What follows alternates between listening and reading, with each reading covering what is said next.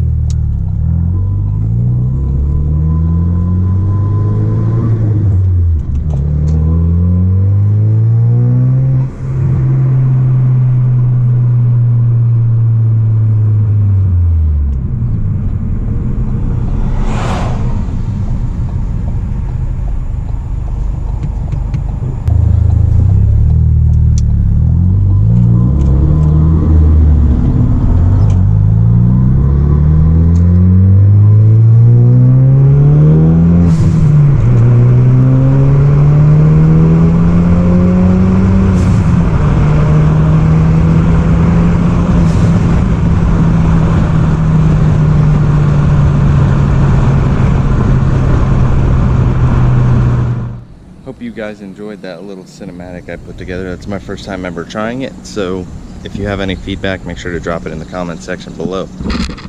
But without further ado, here it is. I just got the tint done on it recently, so as you guys saw in the footage, it did not have tint when I got it. Took it to clean it up and then dropped it off for tint. This is 18% all the way around with a about 6-inch banner. Also, as you may have seen on my Instagram, there used to be a splitter right here. Was having some fun on the way home from work the other day, and part of it ripped out. Not really too upset about it. I never really cared for the splitter to begin with. I was going to end up taking it off because personally I just love how the car looks without it. I think Ford did an amazing job designing the RS. Some of the other things that came with was these blue stripe RS inserts. What else? Oh yeah, came with the AWE track exhaust, which I discovered when I was fixing the alignment the other day. If you come down here, actually has its own little plaque, which is really nice. Oh, sorry Siri. So it comes with its own serial designation, which I think is really cool. And then, as you saw on my Instagram, like I said, I fixed the alignment on these. The previous owner, when they installed it, had it pushed up against the exhaust, or I mean up against the diffuser pretty aggressively, which I don't know if you can quite see in there, but it tore up the diffuser a little bit. So I got that fixed, got that centered. I haven't done anything to the car except tint. Everything else, I was planning to keep it stock, which I didn't even realize. Like I said, when I got it, it was already tuned. Or when I initially went to look at it, I should say. The second I saw it, I realized it was tuned. So let's move on to the interior. A little RS badge designation on the steering wheel, which I love a lot. Phone holder I added. I also added this dash camera. Okay, so like I was saying, the car is tuned. I had to turn the AC on, it's getting a little hot outside. This is the Cobb access port, and how I determined what the tune was. If you press this left side button, it'll bring up some options. Scroll down to tune, and then if you scroll down to show current map, you can see right there it says reflash tune plus 93 octane version 702. And I actually did end up reaching out to the owner of Tune Plus and asking if I was able to get any more information on the tune that was on my car, and unfortunately he said if I didn't have the previous owner's name, he couldn't give me any more information. So that's kind of unfortunate, but car feels good, so I'm not worried about it. It would have just been something that would have been nice to have. Even if the car wasn't tuned, you have to run 91. I was going to put 93 in it. It's readily available around here. I can get it for about $2 a gallon. There's no reason not to. It's just better for the engine. As you can also see, it is a 6-speed car with reverse lockout. This is the first manual I have ever owned. The reason for that being, well, part of the reason, I've always wanted an RS. Specifically, I've always wanted a Focus RS since the second I saw one in like 2016 when they were finally released. I loved it. I just absolutely loved it. That was kind of around the same time I started getting into cars, and I love hatchbacks.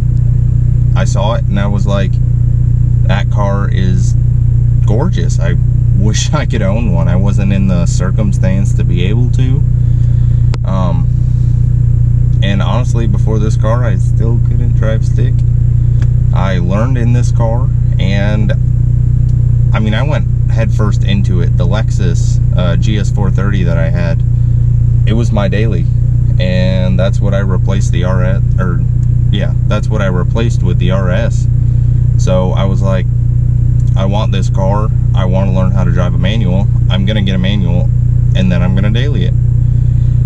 Unfortunately, I started learning, and the block cracked, as I mentioned before, or might have mentioned before. I made like 6 intros. So I was without the car for 2 months. I mean, it didn't even feel like I had it anymore. It sucked. But thankfully, Ford did a warranty repair on it. They honored that. My local dealership did not give me an issue with the tune, thankfully. It wasn't an off-the-shelf tune. It was custom. It was specific to this car. It shouldn't be strenuous enough on the vehicle to have caused anything.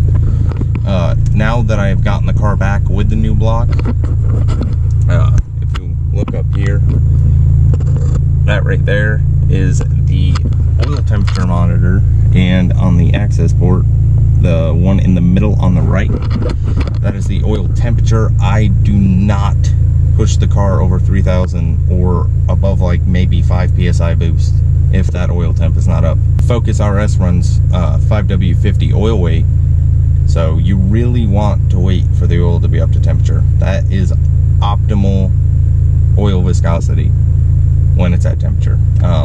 So I drive it like a baby. I shift below 3,000. I daily this 50 miles to my job, and it's gone down a little bit. 1, because I've been driving it around town, and 2, because the car's sitting here idling so I can have some AC. But I usually get somewhere in the neighborhood of 21 to 24 mpg, which honestly is way more than I was expecting. That's pretty much on par with my vibe. So I am not in any way displeased by that. I'm very happy that I can get that kind of mileage, especially considering I learned on this vehicle, which still just blows my mind. But I mean, I absolutely love this car. The interior is insanely nice. The exhaust sounds really good. It's fairly quiet, below 3,000 RPM. The exhaust is fairly quiet below 3,000 RPM. I don't want a daily vehicle that's below 300 horsepower, and this thing, it just takes off. Like, it's not like the G8 where you romp on it and it just immediately throws you back into your seat. It's like you're sitting here and you're just slowly sinking in.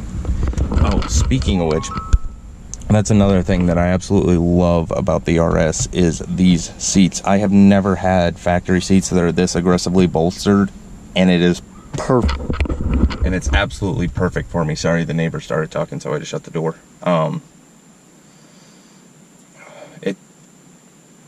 It blows my mind that I'm able to own this vehicle. I absolutely love it. So, with that being said, we've kind of covered the interior. It has a flat bottom steering wheel with the RS denotion there, like I pointed out before. Adjustable suspension dampening over here on the left stalk. The right stalk over here is your wipers, rear wiper, and then your spray for back and front windows. All over here you have up and down. All of these are auto down and auto up, which is pretty sweet. Up here you have the sunroof button, which it is pretty dark in here due to my tint, so I apologize. Here, let me see if you guys can see it with the door open. Fortunately not quite, but up here's the sunroof controls. I did get an RS2 package, which, if I remember correctly, means that it has the sunroof and what's the other thing?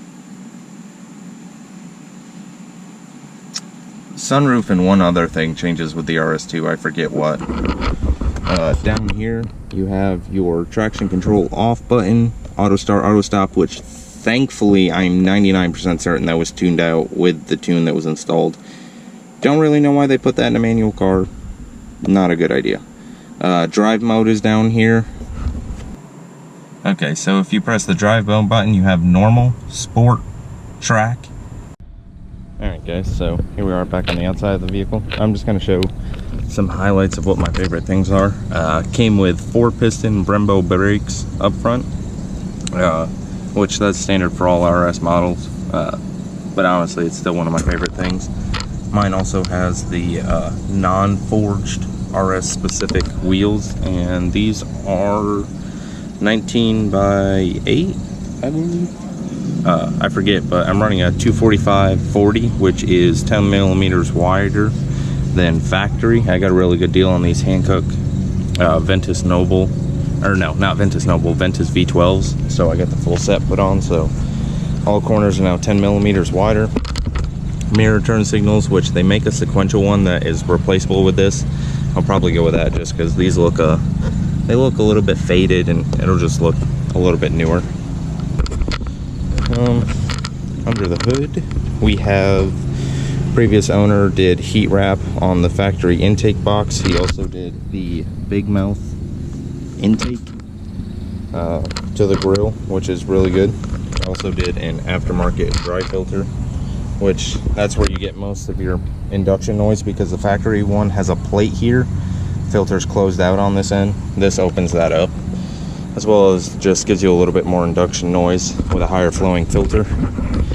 Does have the stock pipe. I might go to a Mautune or AM, I think it is, full like aluminum intake, just because it looks a little bit nicer. But I do love the fact that this says RS on the front end.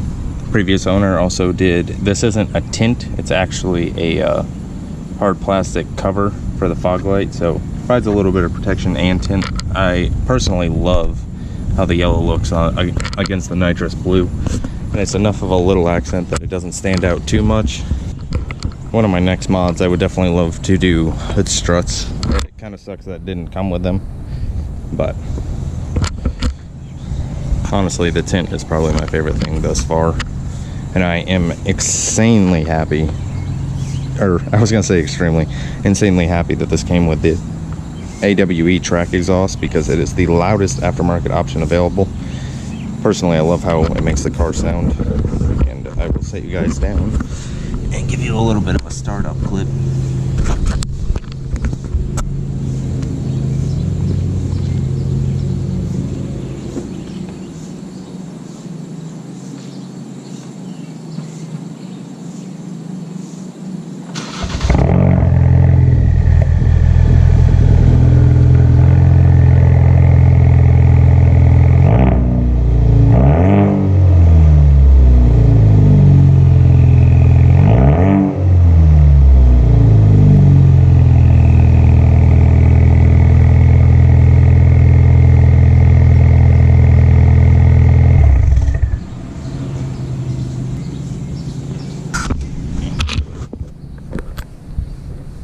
As you can see, it's pretty loud.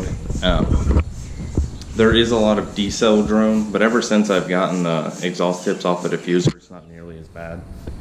Also, it does backfire in high RPMs very loudly, but just out of respect for my neighbors, I'm not going to do that.